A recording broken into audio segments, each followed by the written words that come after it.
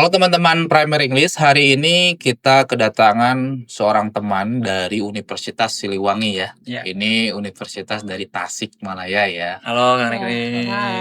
Makasih ya, ini Kang Azka dengan Teh Cendikia, lebih tepatnya dari jurusan Kesehatan Masyarakat. Betul? Betul.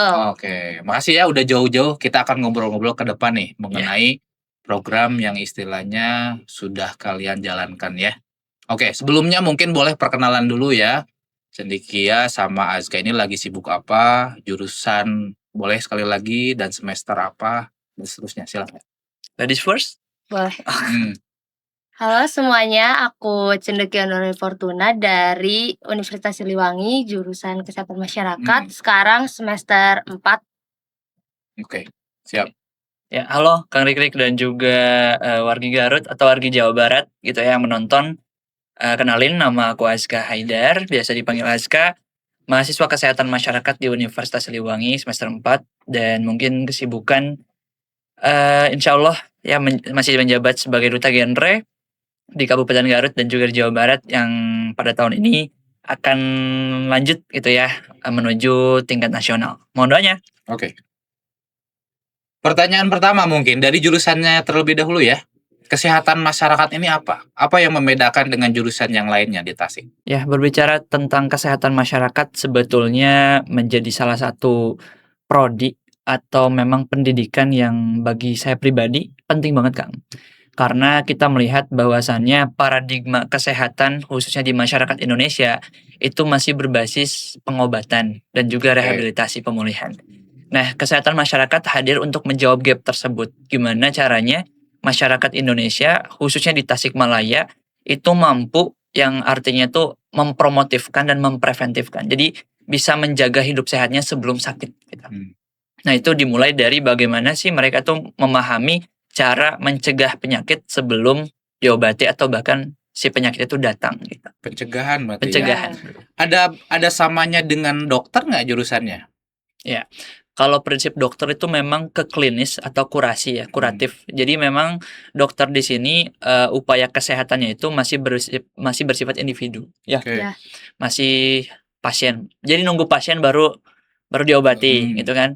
Nah, kesehatan masyarakat ini memang punya karakteristik yang unik di mana komunal dan juga massa untuk bisa mengendalikan masyarakat tuh bisa mencegah dulu gitu, Oke. mencegah penyakitnya sebelum diobati. Nah, kalau misalkan ini kan mungkin Cendikia atau Azka bisa cerita ya, seseru apa belajar di kesehatan masyarakat? Boleh misalkan mata kuliahnya ada apa aja? Mungkin ini bisa sebagai gambaran bagi anak kelas 12 yang masih bingung nyari jurusan nih. Kalau dari Kesmas yang pasti seru banget karena banyak tugas lapangannya, nggak cuma kita belajar di kelas doang gitu, tapi kita juga banyak turun ke masyarakat, ke warga gitu. Dan untuk mata kuliahnya juga cukup menyenangkan. Menyenangkan ya? Oh Iya, iya, menyenangkan dan cocok lah buat kalian yang emang suka di lapangan gitu. Mungkin dari Aska. Ya, aku lebih spesifik ke mata kuliahnya aja mungkin ya. Dimana kita belajar beberapa atau sejumlah mata kuliah yang ini tuh bisa dikatakan klasifikasi mata kuliah yang berat sebetulnya. Karena kita belajar interdisipliner, Kang. Kita belajar kedokteran, kita belajar psikologi, kita belajar kebijakan, politik, bahkan ekonomi. Sehingga memang kadang-kadang mah berpikir, aduh prospek kesehatan masyarakat tuh kayak gimana ya. Cuman dilihat dari mata kuliahnya, oh berarti seluas itu. Gitu ya, makanya ini bisa menjadi salah satu referensi atau mungkin gambaran untuk teman-teman yang masih bingung mencari prodi atau jurusan untuk melaju ke pendidikan tinggi, kesehatan masyarakat bisa menjadi pilihan salah satu, Kang. Kalau matematika masih ada? Statistik yang kayak gitu tetap masih ada ya? Yes. Oke, jadi ini sedikit lagi nih gambaran barangkali yang gak suka matematika kan masih ada aja ya? Iya, masih ada selalu. Masih ada ya? Bahasa Inggris itu mah masih ada lah standar kayak gitu ya. Oke, dan ini hari ini tuh kebetulan teman-teman sudah melaksanakan, tadi kan kata Kia disampaikan bahwa banyak prakteknya ya. Iya, betul. Dan ini coba cerita, praktek apa nih yang mau cerita hari ini tuh kesini tuh kalian sudah mengerjakan apa? Memang sebetulnya kembali lagi ke karakter masyarakat, kesehatan masyarakat itu memang senangnya atau memang dari dulu dibentuk untuk turun ke lapangan Oh, gitu iya. ya, turun bertemu dengan masyarakat. Dah dari sana kita hadir sebagai sebagai inisiator untuk bisa membantu masyarakat itu mengatasi masalah kesehatan Iya. secara langsung gitu ya. Nah, kita lihat bahwasannya program yang tentunya unik ini ada di Universitas Siliwangi, tentunya di kesehatan masyarakat yang sebetulnya di prodi kesehatan masyarakat lain ini sebetulnya belum ada. Itu secara formalnya. Cuman di sini kami belajar bahwa dalam satu semester kami betul-betul dirancang untuk menyusun sebuah program kesehatan yang membantu masalah di Desa Manojaya gitu ya, khususnya ini ya Desa Manojaya di Tasikmalaya khususnya gitu ya. Dan tentunya ketika sudah dianalisis ternyata yang paling penting dan juga diprioritaskan itu terkait dengan fenomena darah tinggi ya, hipertensi yang tentunya di Indonesia itu masih tinggi ya. Iya. Oke. Masih tinggi. Boleh dikasih penjelasan dulu ya. Misalkan hipertensi darah tinggi itu apa? Ya. Hipertensi ini ya layaknya kalau misalnya kita breakdown satu-satu, hiper itu kan besar gitu ya atau tinggi, dan tensi ini identiknya dengan tension atau tekanan darah ya. Nah, artinya mereka punya risiko terhadap penyakit-penyakit metabolik yang lain. Makanya itu menjadi salah satu gerbang di mana penyakit-penyakit seperti jantung, terus diabetes dan juga kardiovaskular lain itu masuk, dan bagaimana itu tuh mempengaruhi terhadap kesehatan masyarakat. Nah, Kia, boleh cerita sedikit. Ini dimulai kapan di Manonjaya itu? Terus ada berapa orang? Udah ngapain aja? Cerita, boleh, silakan. Oke, jadi kita tuh programnya dimulai dari bulan Januari ya. Januari itu kita yang pertama tuh pengumpulan datanya terkait penyakit masalah-masalah kesehatan apa aja gitu yang ada di suatu desa itu, terutama di Desa Manonjaya. Nah, kebetulan setelah pengumpulan data tadi, kita melakukan analisis. Habis pengumpulan data, kita analisis datanya. Setelah analisis itu kita temukan hipertensi dan kebetulan kita menghitung pakai teori CMT ya, CMT, dan didapatkan sampelnya itu kurang lebih 119 dari Desa Manonjaya itu. CMT itu apa? Maaf. CMT itu Crude Matrix Ya, itu. Technique gitu. Jadi Secara sederhananya apa ya, CMT? Iya, teknik untuk men-scoring suatu masalah. Oke, Gitu. Jadi kita siap. akan bisa kira-kira masalah mana yang diprioritaskan gitu ya. Iya, memperkirakan gitu. Betul. Jadi ada kemarin tuh nyoba 119. Iya, Oke. 119 responden. Tuh, habis ketemu sampelnya 119 itu, kita uji coba melakukan wawancara door to door gitu kan untuk mengetahui apakah memang benar gitu ada hipertensi di desa tersebut atau enggak gitu. Jadi ini tuh merupakan tugas mata kuliah. Iya, tugas mata kuliah. Berarti ini tuh teman-teman tuh dibagi ke beberapa kelompok gitu ya. Iya. Dan terjun ke beberapa desa. Tersebar di beberapa desa di Tasik. Itu boleh di luar Tasik atau harus Tasik aja? Sebetulnya boleh ya. Boleh ya. Cuman supaya meringankan mungkin ya. Jadi kira-kira mana yang bisa dijangkau gitu. Tapi kalau kelompok yang lain, kalau ini kan kelompok Aska sama Kia spesifik ke hipertensi. Kalau kelompok yang lain tahu nggak ke apa lagi? Misalkan yang menjadi bahan diskusi di desanya apa lagi? Kelompok lain ada tuberkulosis sama ISPA, terus sama diabetes. Tapi paling banyak tuh hipertensi. Hipertensi ya. Oke, tadi boleh dijelaskan sedikit lagi. Setelah pengumpulan sampel 119, gimana nih? Datanya, hasilnya gimana? Setelah kita mengumpulkan sampel itu ya, di mana dibagi per proporsi, berarti Desa Manonjaya itu kurang lebih ada 5 RW, Kang. Oke. Itu ya, Desa Manonjaya di sini salah satu kecamatan di Manonjaya, itu kecamatan Manonjaya, yang ternyata di 5 RW itu sendiri itu kita mendapatkan hasil dari pengumpulan tersebut bahwasannya masih ada faktor terjadinya hipertensi. Kenapa demikian? Karena salah satunya masyarakat di Desa Manonjaya ini punya karakteristik yang minim aktivitas fisik. Oke. Gitu. Kedua, mereka sibuk dalam hal bekerja di pasar atau bekerja di luar, sehingga aktivitas sehat seperti olahraga, terus juga makan makanan yang bergizi itu terkadang-kadang masih belum bisa terkendali.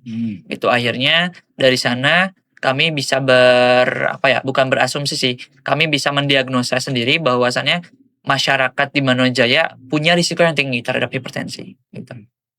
Tapi biasanya yang menjadi penyebab utama hipertensi itu apa?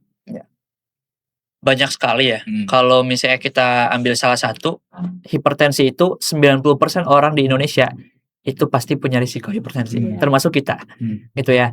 Tapi masalahnya ada yang dari genetik bisa diturunkan. Oh, genetik ada ya? Betul. Oke. Genetik, kedua pola hidup sehat, gitu ya, perilakunya, aktivitas fisik, gitu ya, dan juga tidur itu kadang bisa mempengaruhi sistolik dan diastolik di tubuh kita. Gitu. Kan ada istilah lamun di urang mah geuningan goreng adat gininya. Maksudnya cepet-cepet marah tuh bahasanya. Itu masuk ke hipertensi atau enggak?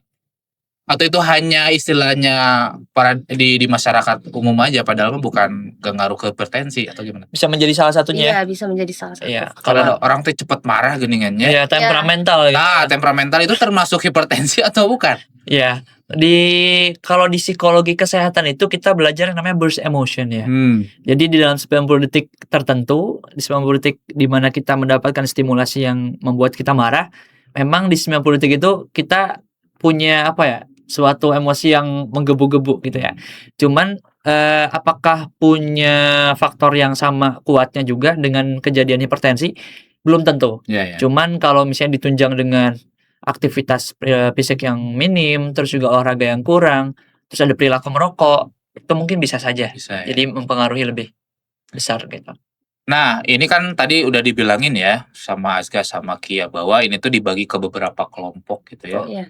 Tapi kenapa yang dipilih itu hipertensi sama kelompok kalian? Kok enggak misalkan yang tadi ada yang diabetes gitu? Kenapa hipertensi yang jadi pilihan kelompok ini?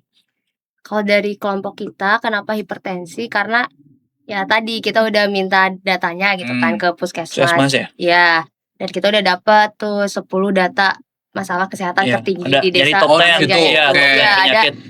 top 10 penyakit. Apa aja nih? Coba masih ingat? Masih. Ya, ada dispepsia. Itu apa dispepsia tuh? Mah. Oke. Lambung.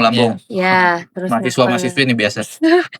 Terus yang kedua apa ya? Hipertensi salah satunya. Terus ada paru juga, jantung, stroke, kayak gitu banyak. Ya. Jadi masalah masyarakat pada umumnya lah ya. Mungkin tidak spesifikasi aja. Ini kebanyakan kayak gitu ya.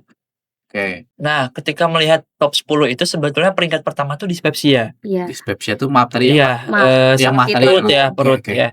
Cuman kita melihat ya analisis betul. Seblak hati teman-teman. Ini kan makanan favorit kita tuh seblak itu kan bisa ya salah satunya bisa merangsang mah dan sebagainya gitu kan. Oke, lanjut. Nah, ketika melihat analisisnya ternyata kita dibagi menjadi beberapa indikator. Salah satunya adalah severity. Tingkat keparahan. Gimana kalau misalnya penyakit itu seberapa parah ke masyarakatnya. Nah, ketika kita bandingkan dengan penyakit-penyakit yang lain, ternyata hipertensi masih menjadi juara ya. Juara dalam hal keparahannya, urgensinya, dan pengobatan pun bisa lebih besar gitu ya, dalam hal spend uangnya dan juga treatmentnya. Sehingga inilah yang diambil bagaimana dalam rangka promosi dan juga prevensi mengenalkan dan juga mencegah darah tinggi ini bukan berbasis pengobatan. Jadi si masyarakat tuh sakit dulu baru diobatin gitu. Tapi kita upayakan untuk bisa mencegahnya dulu gitu ya. Karena sakit tuh gak enak ya. Dan sehat itu mahal. Nah, kalau dari ini kan kegiatan sudah dari Januari. Berarti sekarang udah hampir 4 bulan lah kurang lebih lah ya. Kira-kira hambatan apa yang ditemukan di lapangan dalam prosesnya? Kalau dari hambatan mah banyak banget ya kan. Tapi yang apakah misalkan nggak mau dites atau apa? Tapi yang paling menjadi hambatan tuh waktu. Karena kita kan juga kuliah gitu kan. Terus di samping itu ada organisasi juga. Dan kita harus menyamakan jadwalnya gitu sama masyarakat ya. paling dari waktu dan juga bangun kepercayaan di Oh, masyarakatnya betul. juga. Itu wah susah banget. Itu susah. Kita menamakan masyarakat tertentu tuh dengan apa ya, kayak ada anomali. Oke. Ada anomali. Jadi kayak terkadang-kadang ketika memang kita waktunya untuk door to door, terus juga berbaur dengan masyarakat, memang ada yang merasa nggak nyaman Iya, atau mungkin kayak ragu. Oh, jadi ini langsung door to door ya? Iya. Nggak Iya. dikumpulin di desa misalnya, enggak ya? Enggak. Oke. Nggak. Jadi ada yang skeptis juga, ngapain mahasiswa Oh, betul. ini gitu kan. Cuman di sana menjadi apa ya? Pertama mungkin jadi apa ya, rada kepikiran juga, tapi setelah itu jadi booster buat kita gitu. Oh, berarti kita harus berupaya lebih baik dong untuk masyarakat ini gitu ya. Karena memang salah satu yang menjadi penghambat itu ketika kita dipandang oleh masyarakat itu masih anak-anak gitu kan, masih Iya. muda, seolah-olah nggak tahu apa-apa, dan di sana kita menjadi salah satu, oh kita butuh pembuktian nih kalau misalnya masyarakat pun bisa berdampak gitu, memberikan dampak. Ini secara coba tadi kan udah disampaikan bahwa door to door Door to door. berarti Iya. kalian pegang datanya, Pegang mungkinnya data. dari desa, ini siapa aja, terus masuk ke rumah gitu ya. Mm. Terus ngapain aja nih ya untuk proses pengumpulan datanya? Si masyarakat diapain? Maksudnya diukur tensinya atau gimana?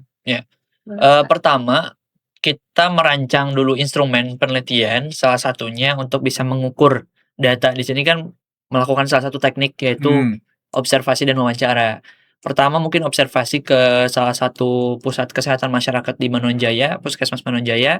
Kita temukan 10 data estimasi penyakit di sana. Oke. Setelah kita ketahui, baru kita merancang kira-kira kuesioner yang seperti apa untuk bisa relevan dengan pertanyaan-pertanyaan terkait dengan salah satunya hipertensi gitu. Nah, pertanyaan-pertanyaan di sini mengacu kepada bagaimana pengetahuan masyarakat tentang darah tinggi, Oke. kedua sikapnya, dan juga pembiasaan di sehari-hari itu apakah sudah bisa membantu dalam mencegah hipertensi atau tidak gitu.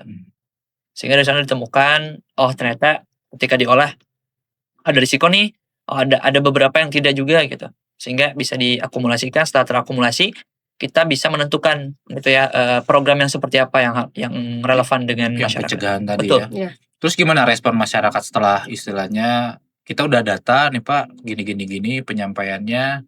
Terus gimana cara advokasinya ataupun ke masyarakatnya gimana kalian? Apakah dikumpulin, dibikin seminar kah? Misalkan bagi masyarakat ternyata datanya gini-gini, apa yang harus dilakukan? Apakah dibentuk seminar seperti itu atau mungkin penyuluhan door to door lagi nih atau gimana? Nah, kebetulan itu berkaitan dengan grand launching kita. Oke. Di tanggal 17 April 2026 yang tentunya menjadi salah satu agenda bagaimana masyarakat itu hadir di salah satu tempat di sana yang memang sudah kami siapkan bekerja sama dengan stakeholder kesehatan, terus juga pemerintah desa Manonjaya, terus juga akademisi atau dosen, terus juga camat, yang dimana upaya di sana memberikan suatu pengenalan lagi, gitu ya, penyuluhan terkait dengan bahwa di desa Manonjaya punya masalah kesehatan seperti hipertensi, dan kami menjawab di sana hadir untuk apa? Terkait dengan memberikan suatu program yang dijalani oleh masyarakat gitu. Nah, programnya apa? Program kita itu namanya Si Pintar. Si Pintar. Iya. Oke. Itu singkatan dari Sistem Pemantauan Hipertensi Terpadu. Begitu terkait programnya. Dan itu tuh memang berbasis pemantauan gitu. Jadi memang bukan kami yang akan menjalankan si pemantauannya, tapi kami memposisikan sebagai desanya. Nah, desa punya potensi seperti apa? Oh, ternyata kader-kadernya itu cukup aktif gitu ya. Nah, maka yang menjadi subjek di sana adalah kadernya, terus tenaga kesehatannya, dan yang akan menjalankan pemantauan itu berdasarkan instrumen yang akan kami berikan itu dari mereka, gitu, dari kader untuk masyarakatnya. Layaknya konsultan kan? Oke, siap. Ya, layaknya konsultan ya. Begitu. Jadi nanti itu di lapangan si Pintar ini akan ngapain? Ya, si Pintar ini yang pertama kita akan memberikan sebuah tools bagi masyarakat untuk bisa mengakses informasi terkait dengan hipertensi. Kedua, kami ada inovasi raport, Kang. Iya. Raport apa nih? Ya, biasanya raport itu kan udah untuk anak sekolah ya. Iya. Untuk anak sekolah penilaian ini dan juga nanti ada pembagiannya ada pengumumannya di akhir semester misalnya. Nah, kami inovasikan, kami coba elaborasikan dengan bagaimana sih yang tadinya karakteristik masyarakat Manonjaya ini minim partisipasi, minim motivasi terhadap hadirnya di Posyandu gitu kan minimalnya. Kami menggunakan sistem punishment and reward gitu ya, di mana raport di sini kami bangun untuk bisa menilai RW mana sih yang akan menjadi percontohan. Nah, dari RW percontohan ini berdasarkan indikator seperti keterlibatannya di Posyandu, terus juga penerapan kawasan tanpa rokoknya, terus keterlibatan masyarakat aktif di Posyandu dan cek tekanan darahnya seperti apa. Nanti di waktu-waktu tertentu dinilai oleh kader gitu kan, dan di dalam satu waktu akan melakukan suatu group discussion gitu ya, diskusi yang mana akan menentukan gitu, kira-kira berdasarkan ini mana RW yang butuh treatment lebih, mana RW yang butuh pembangunan yang lebih gitu ya, atau bahkan RW yang sudah cukup optimal. Akhirnya karena memang karakteristik Desa Manonjaya ini punya kegiatan keagamaan, maka kami integrasikan kegiatan penghargaan atau pengumuman raport ini itu akan diumumkan pada saat acara keagamaan, sehingga dapat penghargaan tuh si RW-RW tertentu yang menjadi nilainya cukup gitu ya, optimal, dan bisa menjadi motivasi untuk RW yang lain agar bisa berkompetisi secara sehat ya. Begitu. Oke, emang kalau harapan dari kalian emang dari program ini apa tujuannya?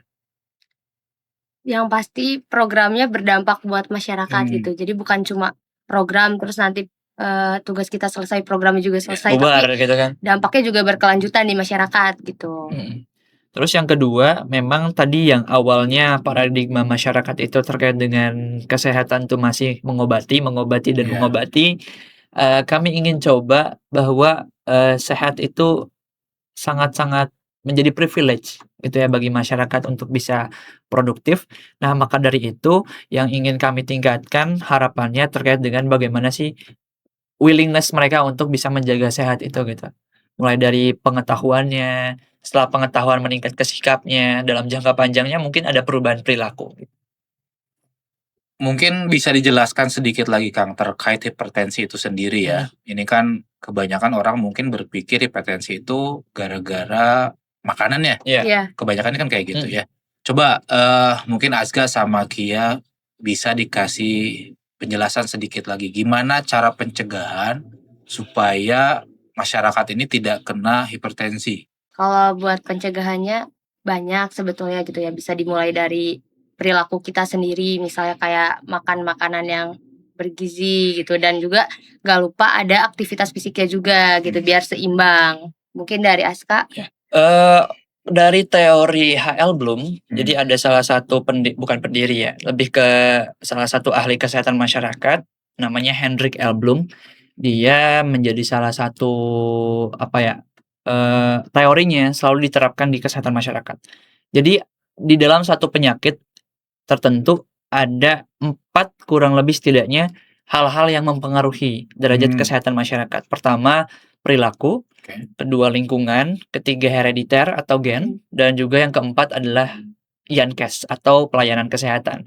Pertama, terkait dengan perilaku dan lingkungan ini sebetulnya yang paling besar gitu ya. Itu nilainya itu kurang lebih 40% dibanding dengan faktor-faktor yang lain. Di mana perilaku dan lingkungan ini kan direksional ya Kang ya, saling mempengaruhi. Bagaimana perilakunya, terus lingkungan fisik dan lingkungan sosialnya dipengaruhi juga, dan itu bisa menjadi salah satu faktor di mana hipertensi bisa meningkat atau terjadi.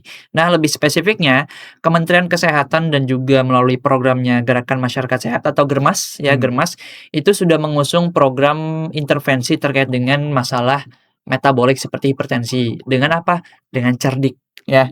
Dengan cerdik. Pertama, cek kesehatan rutin gitu ya. Kedua, nyahkan asap rokok. Ya, nyahkan asap rokok. Ketiga, rajin aktivitas fisik. Itu yang keempat, D-nya adalah diet seimbang. I-nya istirahat cukup. Dan juga K-nya kontrol stres gitu. Kontrol stres. Yes, dan sebetulnya cerdik ini bisa diterapkan dalam mengatasi masalah kesehatan manapun ya Kia ya. Sehingga ini harapannya tergantung bagaimana sih si masyarakat ini memandang cerdik ini kira-kira mudah tidak ya dilakukan gitu. Dan sebetulnya mudah ya, meskipun ada tantangannya. Oke. Tadi ada yang menarik, kontrol Ya. stres. Nah, ini kan setiap orang punya stresnya Stresnya masing-masing masing-masing. ya. Jadi anak-anak pun kadang punya ada stresnya sendiri gitu. Cuman beda-beda aja istilahnya. Kalau Azka sendiri sama Kia, gimana cara kontrol stres? Kalau dari aku dulu boleh. Boleh. Kalau dari aku biasanya kalau aku stres itu beli makanan gitu, Oh. beli makanan yang emang bisa bikin moodnya naik lagi gitu, dan istirahat. Kalau dari aku gitu.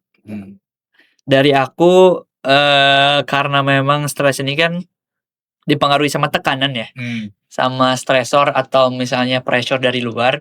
Biasanya karena memang aktivitasku yang cukup sibuk selain dari sebagai mahasiswa Kesmas, ini menjadi salah satu tantangan juga sih untuk bisa mengatasi stres ini. Karena setiap harinya saya rasa stres mulu gitu.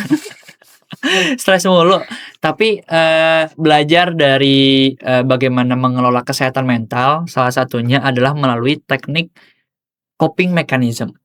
Gitu kan. Coping mechanism, bagaimana kita atau aku pribadi menyalurkan energi negatif atau stresornya menjadi suatu energi yang bisa disalurkan ke hal yang positif. Salah satu yang bisa aktualisasikan dalam sehari-hari yang pernah aku lakukan dan juga sering aku lakukan adalah biasanya grounding kan. Ya, aku biasanya di atap, aku kan pesantren ya. Di sana di atap apa namanya? Atap pesantren tuh biasanya nyeker, terus juga melihat pemandangan, menghirup udara segar, dan di dalam kurang lebih 5-7 menit tertentu selesai, lanjut ke jogging sederhana gitu. Dan setelah itu aku merasakan perbedaannya sih. Dimana yang awalnya mungkin stresor ini kan bisa diakibatkan karena distraksi dari media sosial, tekanan dari akademik, atau misalnya dari orang tua dan sebagainya.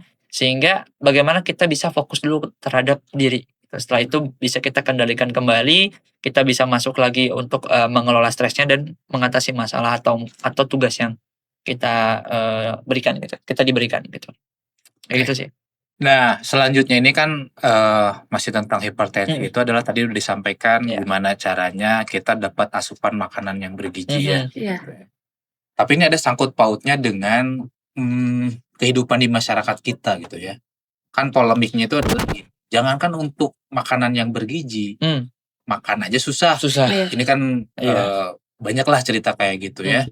Nah, mungkin dari Azka sama Kia, ada nggak gimana cara untuk menjawab pertanyaan itu? Makan aja susah, jangan yang bergizi gitu. Gimana nih? Oke.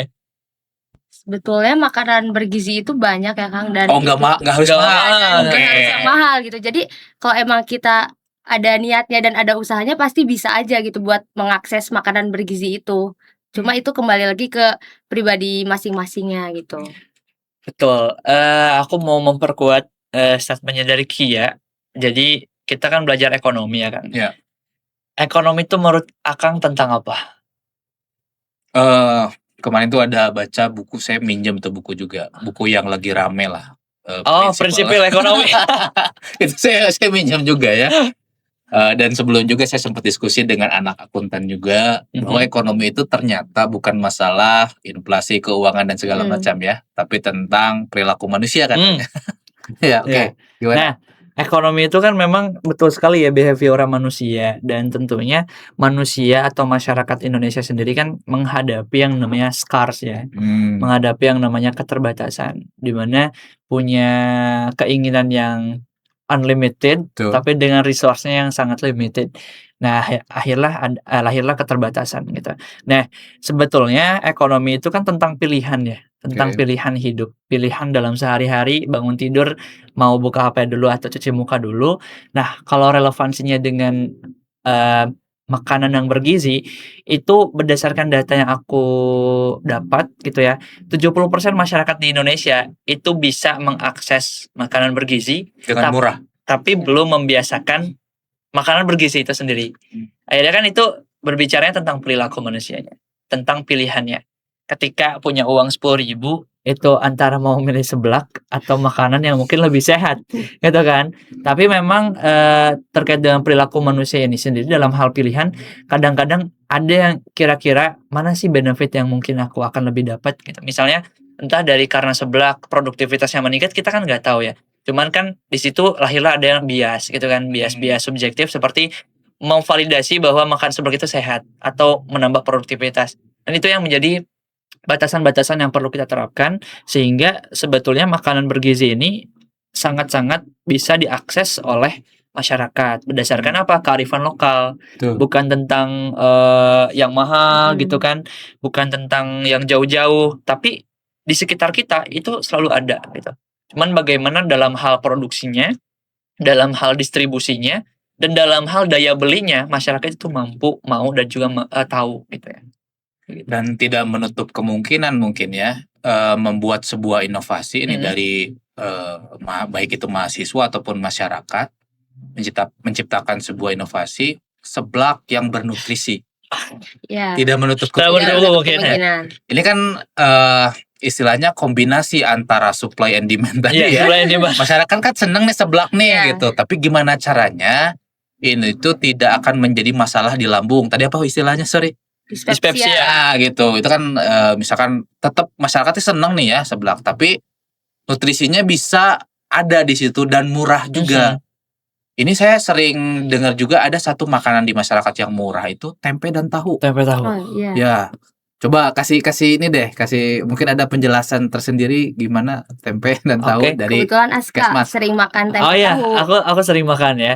Ah. Kalau aku memang, tipikal orang yang seneng protein non heme ya. Ada dibagi dua kan, protein itu ada heme dan zat gizi heme dan juga non heme. Apa nih? Heme itu berarti dari hewani, ya Oke. biasanya dari daging gitu kan. Non heme itu biasanya dari sayuran. Nah, salah satu tempe sebetulnya punya salah satu zat gizi namanya probiotik.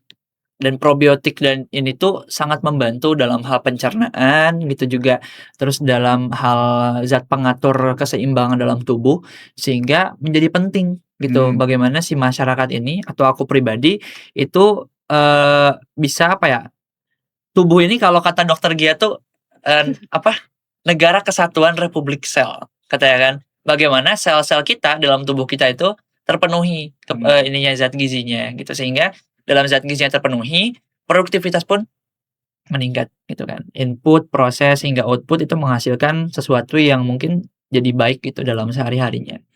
Ya mungkin kalau dianalogikan misalkan kita punya Ferrari, nggak mungkin dia isi Pertalite Iya, iya Iya, betul iya. betul. Iya. Jadi kalau misalkan mau mendapatkan istilahnya tubuh optimal itu Tubuh juga kan perlu asupan yang Asupan bagus yang juga bagus. kan, gitu ya. Oke, menarik ya. Ini kalau di Indonesia itu ada Profesor Tempe panggilannya. Cuman saya lupa. Ada Diando atau apa ya IG-nya itu juga dia penelitian tempe yang Tempe. ternyata itu selain murah gitu ya, proteinnya juga kan bagus gitu. Dan kalau di lingkungan kita kan itu jadi sehari-hari ya. Iya. Saya juga dari kecil tempe tahu gitu ya. Meskipun tidak tahu ternyata kesini ada yang meneliti luar biasa. Itu kan istilahnya bisa jadi ketahanan pangan itu kan Betul. aman ya. Selain mungkin telur dan lain-lain lah ya. Coba. Oke. Boleh mungkin dielaborasi dikit lagi nih ya mengenai program kalian nanti, kira-kira setelah misalkannya ini kan programnya berapa lama? 1 semester ya? 1 Iya, semester 1 berarti semester. sampai bulan apa nih rencananya? Sampai bulan Mei. Kurang lebih Mei Kurang lebih ya. Mei. Kira-kira, setelah ini selesai gitu ya, apalagi nih next-nya dari Azka sama Kia istilahnya supaya masyarakat ini tetap tadi ya istilahnya pencegahannya ini tetap istilahnya terinformasi dengan baik. Paling kita melakukan pemantauan gitu kan lewat, kayak saluran gitu, karena kebetulan program kita juga terkait itu, di dalamnya ada dan juga mungkin, semaksimal mungkin ya tadi pemantauan itu. Jadi, memang, yang sudah kita lalui ada proses perencanaan hingga pelaksanaan dan terakhir itu khususnya ya harapannya kita bisa memonitoring dan mengevaluasi terkait dengan program kita yang sudah terjalankan gitu. Nah, dari monitoring dan evaluasi kira-kira mana sih yang bisa ditingkatkan, Oke. mana yang bisa diperbaiki, mana yang bisa kita coba eskalasikan kembali untuk bisa lebih efektif gitu terhadap penerapannya di masyarakat gitu. Dan kedepannya mungkin kami akan menghadapi presentasi ya, presentasi Iya, hasil presentasi hasil. yang mungkin bersama dosen kami, dosen pembina kami, yang tentunya harapannya si program ini bukan hanya diterapkan secara seremonial ya di Betul. masyarakat, tapi betul-betul terasa manfaat dan juga dampaknya. Gitu. Ya, saya juga mungkin kalau misalkan sudah ada data real gitu. Ini Iya. kan berdasarkan penelitian ya. Betul. Tapi ini bakalan di-up ke datanya kayak misalkan dijadikan jurnal ilmiah kah? Iya, Apakah Yes. ada kemungkinan seperti itu atau enggak? Yes. Iya. Salah satu outputnya adalah jurnal. jurnal. Akan dibikin jurnal Hmm, juga iya. ya. Jadi kan ini kan berharga ya. Dalam Betul. artian mahal udah beberapa bulan bikin penelitian. Sayang aja kan kalau Mhm. misalkan tidak ada data yang tercatat Betul. gitu. Sehingga nanti ke depannya barangkali ada yang mau ngambil data, udah ada nih Iya, sampelnya, udah ada. tinggal dilanjutin Betul. atau tinggal Iya. dikembangkan Kembangkan. gimana dan seterusnya. Oke, saya mungkin ya banyak berharap lah ya ini Mhm. dengan baru tahu juga ternyata kesehatan masyarakat efeknya gede juga gitu ya untuk lingkungan masyarakat. Jadi saya berharap juga program-program yang dijalankan oleh mahasiswa-mahasiswa ini tidak seremonial aja Betul. tadi Iya. betul ya. Iya. Masyarakat bisa terutama yang paling penting tuh paham ya. Paham. Nah kalau Paham. misalkan sudah ngerti mah dia juga kan oh ini resikonya nih. Mhm. Itu pasti dia mikir sendiri gitu. Iya. Nggak lagi mungkin melakukan hal-hal atau makan-makan yang negatif gitu ya. Yang contohnya kayak tadi misalkan rokok atau misalkan pola tidak sehat, begadang.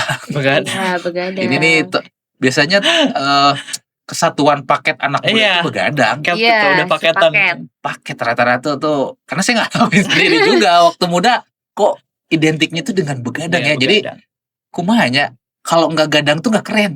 Kayaknya gitu Iya, ya. kayaknya. Jadi kalau tidur jam 10 jam 9 cemen gitu. Itu karena saya alamin juga sendiri gitu ya. Iya. Tapi setelah kesini baca banyak artikel terus dirasain sendiri gitu. Mhm. Tidur jam 9 jam 8 tuh ternyata ke badan lebih seger Lebih loh. seger. Iya. Rasa aja gitu kalau misalkan tidur jam 1 jam 2 itu kadang pegel-pegel gitu ya. Gak Atau kayak nyenyak juga gitu kan. nggak fokus gitu. Tapi itu tuh ya, gimana nih Azga sama Kia, saya juga ada keresahan tuh, gimana caranya ngubah anak muda? Karena itu tadi, anak muda itu identiknya dengan begadang. Betul. Kumaha tah kira-kira ada pernah ada penelitian kah atau pernah ada obrolan kah dengan teman-teman atau dengan dosen sendiri? Aku sih mau menjawabnya dengan frontal, cuman boleh yang soft dulu kayaknya. Gak apa-apa. Aku dulu, nggak apa-apa. Harus ngerasain sakit dulu.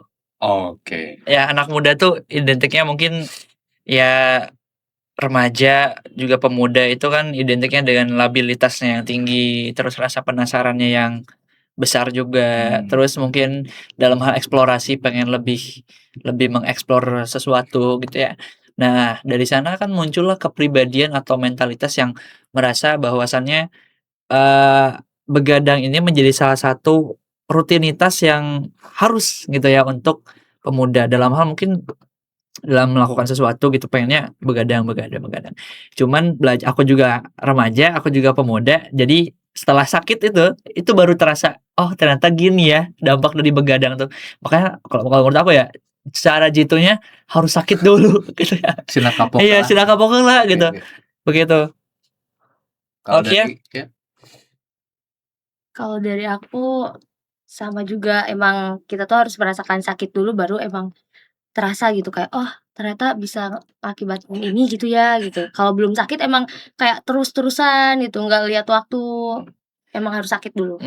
Dan juga memang pendidikan menjadi salah satu ini sih. Betul. Maksudnya tuh dalam hal mereka tuh tahu nggak sih kalau misalnya begadang tuh ada impact-nya gitu ya. Khususnya dalam impact yang negatif.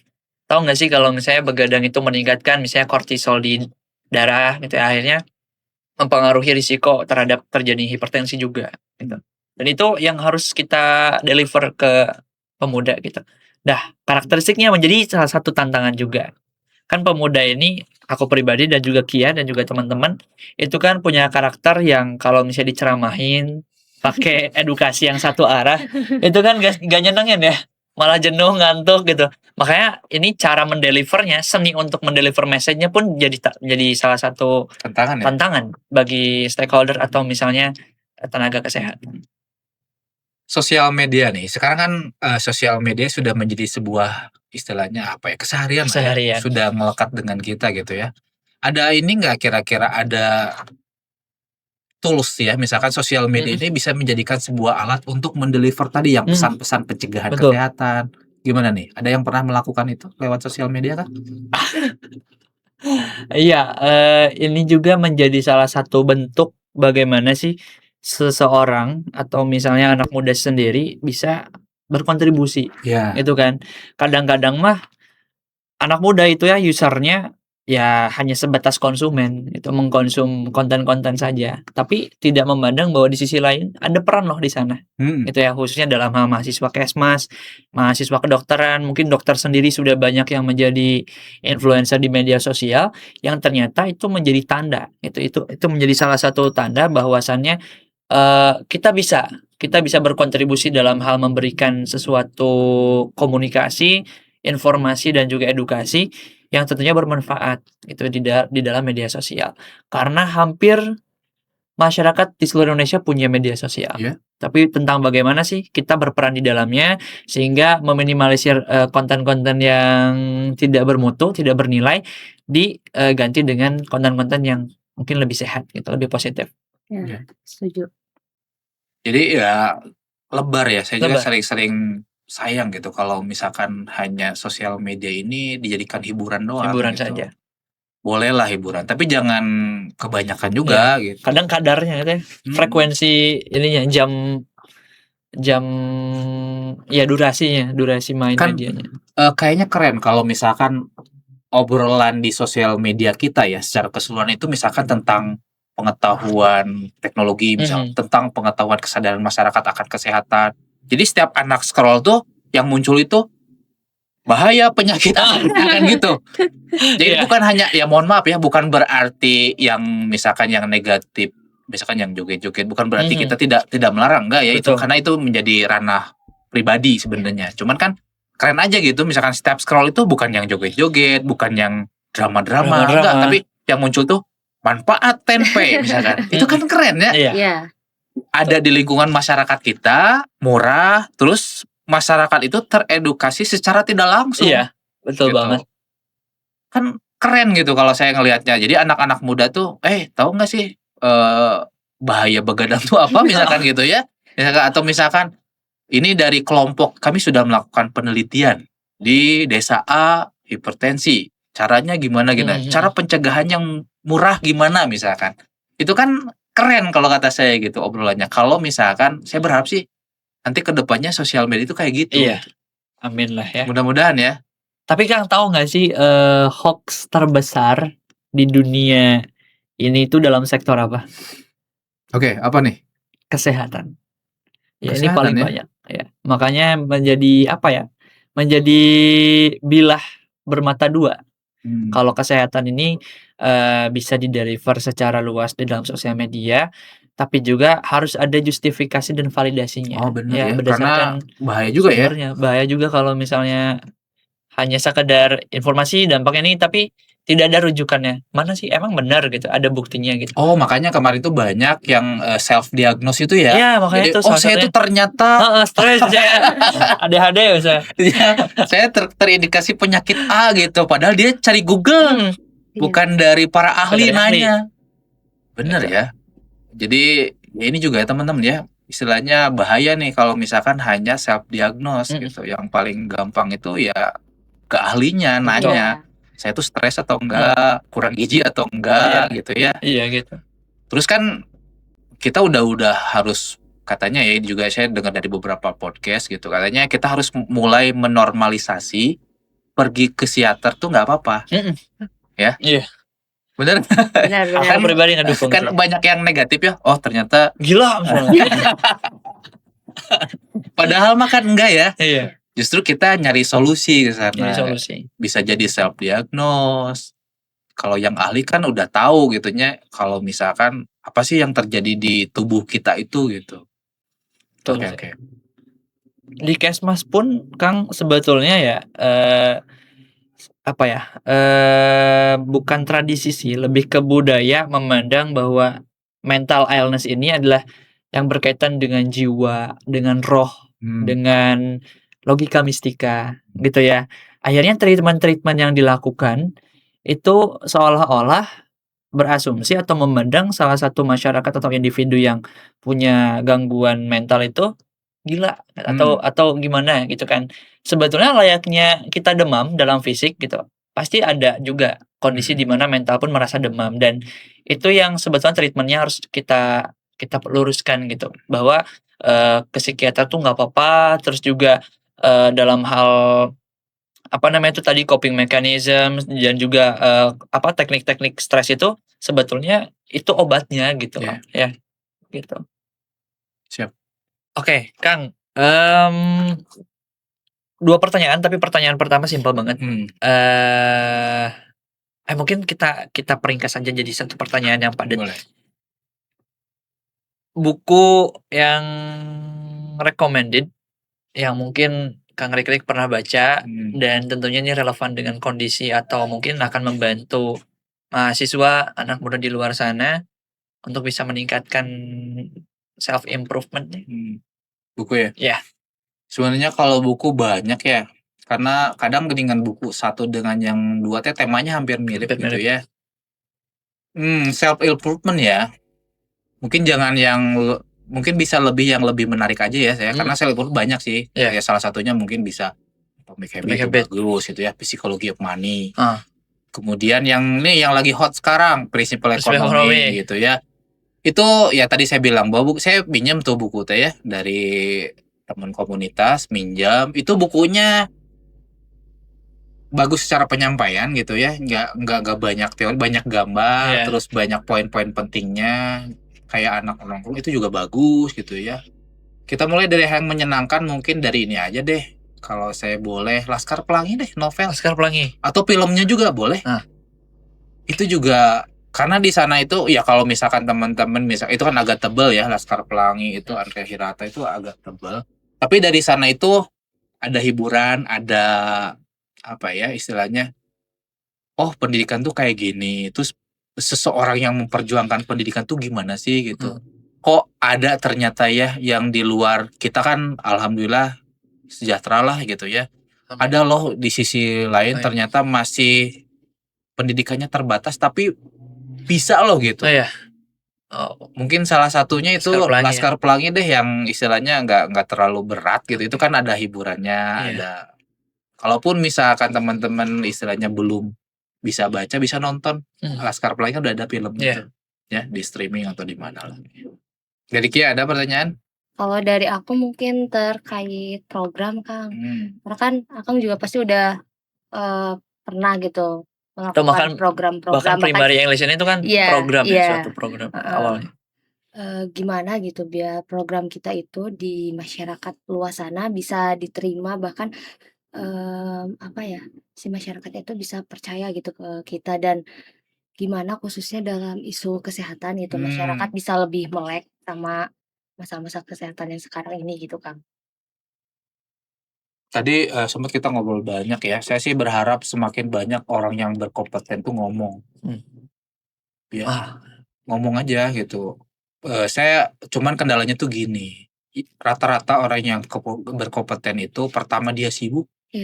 Susah kan waktunya orang gitu kan. Yang kedua, mungkin ada keterbatasan di cara penyampaian medianya. Ya dalam tanda kutip mungkin gaptek ya. Ya. Sekarang tuh banyak loh orang yang berkompeten gitu ya. Cuman dia itu kendalanya itu dua, sibuk dan dia tidak mungkin ada gap teknologi gitu. Tapi saya berharap sih semakin banyak orang yang ngomong gitu ya, yang terutama yang berkompeten, sehingga nanti di sosial media kita atau obrolan sehari-hari itu berdasarkan fakta gitu, berdasarkan jurnal ilmiah, berdasarkan riset yang terpercaya, nggak hanya sekedar ngomong gitu. Sekarang juga kan ya gimana ya, saya juga bingung. Ya mungkin salah satunya mungkin nanti yang orang berkompeten bisa kolaborasi. Ini juga kan kita kolaborasi. Itu juga adalah salah satu ikhtiar gitu. Gimana caranya konten positif atau mungkin tadi edukasi masyarakat itu bisa secara tidak langsung tersampaikan Tersampaikan. gitu. Jadi manusia itu ya pada umumnya kalau secara akumannya kayak seminar, edukasi, bosen. Bosan. Betul. Asli. Bosen. Tapi kalau misalkan bisa di-combine dengan anak-anak sekarang, kumaha tah Iya. bentukna. Itu bisa menjadi hal yang menarik mungkin ya. Betul. Kayak misalkan kayak tadilah misal kita bercanda, kumaha carana membuat sebuah inovasi makanan di masyarakat yang istilahnya populer Populer. tapi kurang sehat menjadi Kita sehat. sehat kan. Seblak itu di balik D-nya. Iya. Misalkan apalah misalkan ini seblak Seblak tetep, sayur misalnya atau apa misalnya, gitu. apalah saya nggak paham gitunya. Itu kan bisa jadi gitu. Kumaha caranya berinovasi tetap populer tapi tetap sehat. Tetap murah tapi bernutrisi, bergizi. Itu juga PR kan gitu. Tadi kan pertanyaan saya juga sama. Kumaha ya kita kan daya beli masyarakat itu kurang. Tapi ternyata kan kalian sampaikan banyak loh makanan-makanan yang murah tapi sehat. Sehat. Bayam, tempe. Itu kan nggak mahal kan Nggak ya. mahal. Gitu. Padahal proteinnya tinggi. Berarti gimana? Ya udah tinggal kolaborasi sih. Tetapnya kuncinya kolaborasi dan tetap sabar sih. Betul. Itu panjang gitu. Iya. Kita masih panjang gitu. Passion. PR-nya kita untuk edukasi baik pendidikan ataupun kesehatan itu investasi jangka Iya. panjang ya. Nggak Minal bisa badi ilal ladi.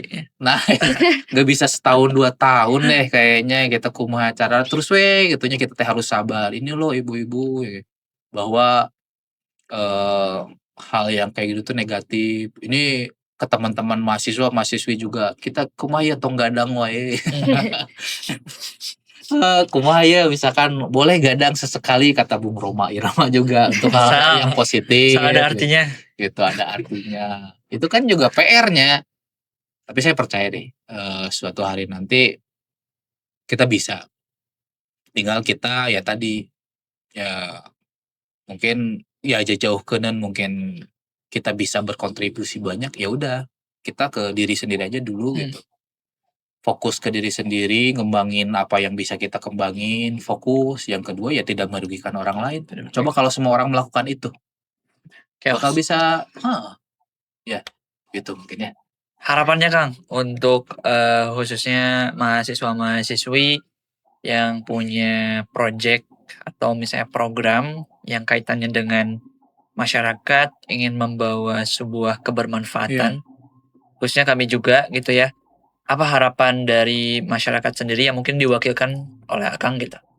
Ya kalau saya mungkin ya dari saya sendiri sebagai masyarakat itu sangat menunggu gitu ya.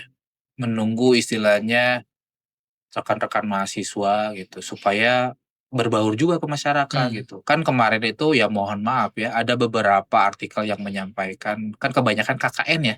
Ya. Istilahnya KKN. Kita kerja-kerjanya apa itu banyak yang bilang hanya sekedar ya apa gitu efek ke masyarakat tuh apa gitu. Nah itu juga mungkin programnya bisa lebih baik lagi gitu. Dan kita sebenarnya masyarakat tuh sangat menunggu gitu. Karena kan kalau diharapkan mahasiswa ataupun didampingi dengan dosen ini kan istilahnya benar-benar yang di bidangnya gitu, di bidangnya melakukan itu gitu. Apalagi mungkin yang tadi efeknya gede banget kan. Gitu istilahnya yang tadi misalkan kalian di hipertensi. Itu kan ternyata setelah saya ngobrol ternyata oh iya ya, ada beberapa poin-poin yang miss aja gitu di masyarakatnya nggak jarang yang tahu gitu. Tapi dengan adanya mahasiswa terjun ke masyarakat mudah-mudahan gitunya. Ya setidaknya tadi pencegahan. Iya. Ya. Sehingga anak muda teh sadar oh iya ya ternyata efek itu kayak gini. Makanan sehat tuh banyak loh gitu ya. Terus misalkan cek rutin itu ternyata bagus gitu. Kita supaya lebih tahu ya badan kita gitu. Terus gini ya. Tiap orang itu kan punya beda-beda ya. Protein A, B itu juga beda. Saya rasa dengan adanya edukasi dari mahasiswa ataupun dari pemerintah itu sendiri, nanti semakin banyak orang yang sadar akan kesehatannya masing-masing. Gitu. Jadi dia akan menentukan tiap pilihan itu berdasarkan yang baik. Yang baik.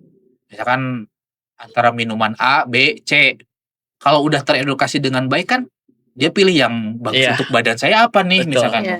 Atau mungkin yang sekarang lagi ramai itu skincare. Ya, Ya. ini juga saya rasa perlu ada edukasi Edukasi yang juga baik. sih. Karena di luar sana kan ada skincare yang tidak Bepom. Bepom, Bepom, yang masih membahayakan kulit gitu. Merkuri Iya. gitu-gitu ya. Merkuri, nah Merkuri. yang kayak gitu. Itu juga saya hariwang dalam artian kita kan bebas banget, gampang kan beli. Iya. Kan kalau tulisan yang kayak gitu bisa aja dibikin Ya, manipulasi lah ya. Padahal efeknya kan aduh, apalagi untuk cewek mungkin ya. Dan Aduh, yang gimana selain itu mungkin ya untuk kesehatan lah, intinya mah Iya. fokusnya untuk kesehatan Kesehatan. gitu. Cuman ya saya seneng sih kalau semakin banyak praktek yang terjun langsung ya. Itu kan mengatasi masalah secara langsung. Iya. Jadi mahasiswa itu tidak hanya teori Teori, doang ya. gitu. Terus kita membicarakan hal yang nggak ada di real, misalkan kita teorinya gini, oh iya saya Iya. tahu pencegahannya gini, padahal masyarakatnya masih gimana gitu. Betul. Kalau ke lapangan kan udah tahu real. Saya sangat mendukung sih, semoga semakin banyak gitu yang terjun gitu, semakin banyak komunikasi antara mahasiswa, pemangku kepentingan, itu diskusi bareng tuh. Langsung proyeknya apa, masalahnya apa, mudah-mudahan ya masalahnya selesai. Gitu. Amin. Ini Azka sama Kia, ini mungkin pertanyaan terakhir. Ada pesan yang mau disampaikan kepada teman-teman yang sedang menonton? Sekaligus mungkin closing statement dari Kia dan Azka. Silakan. Dari aku mungkin sedikit aja ya. Jadi kan kesehatan itu dimulai dari hal-hal kecil yang emang kita lakukan setiap harinya. Jadi jangan tunggu sakit dulu gitu untuk peduli sama kesehatan, apalagi kesehatan diri kita sendiri. Ya, aku di sini memposisikan bukan sebagai mahasiswa kesehatan, bukan sebagai remaja biasa juga, tapi karena memang ini ada keterlibatannya dengan remaja, dengan anak muda, aku pribadi ingin menyampaikan manfaatkanlah masa mudamu sebelum masa tuamu. Iktiman khomsan qabla khomsin. Salah satunya mungkin gunakanlah waktu mudamu sebelum masa tuamu dan luangkanlah masamu sebelum masa sempitmu. Jangan berkembang biak sebelum berkembang baik. Oke. Makasih ya, ini Azka sama Kia dari jurusan Kesehatan Masyarakat Universitas Siliwangi, Tasik ya malah. Ya. Makasih Salam Kak buat Riki. teman-teman mahasiswa lainnya Siap. sama dosen, bapak dosen di sana. Mudah-mudahan lancar acaranya, kemudian program yang tadi ya. Kita berharap sih sebagai masyarakat ada keberlanjutan gitu ya, pencegahannya bisa optimal Ya. sehingga nanti mah di puskesmas ataupun di rumah sakit itu kosong, nggak ada yang sakit Ya, maksudnya gitu. amin. Amin. Ya, jadi nggak ada yang sakit, semua sehat nih, bugar gitu, bisa hidup panjang umur gitu ya, sejahtera. Betul. Itu kan kenikmatan yang luar Kenikmatan yang biasa, hakiki. saya rasa. Nuhun ya. Ya, Ya, makasih banyak Kang makasih Riki banyak, Kang. sudah memfasilitasi. Baik, teman-teman, itulah Azka dan Cendikia dari jurusan Kesehatan Masyarakat Tasikmalaya Universitas Siliwangi. Terima kasih.